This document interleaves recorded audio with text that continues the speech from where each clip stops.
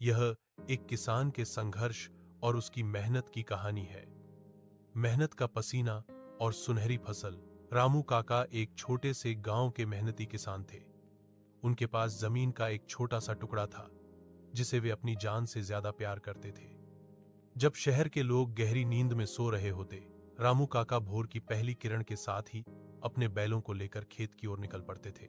मई जून की तपती दोपहर हो या दिसंबर की कड़कड़ाती ठंड, रामू काका का शरीर कभी नहीं थकता था।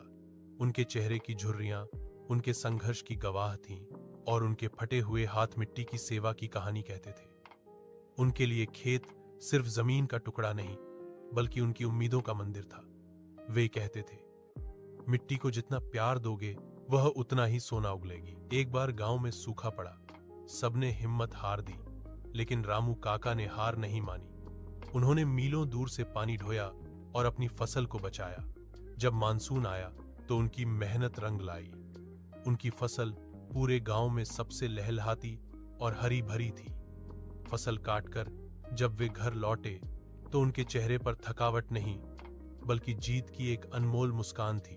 कहानी की सीख, मेहनत कभी बेकार नहीं जाती और सब्र का फल हमेशा मीठा होता है। क्या आप चाहेंगे कि मैं इस कहानी पर आधारित एक तस्वीर इमेज बनाऊं जिसमें किसान अपने खेत में काम कर रहा हो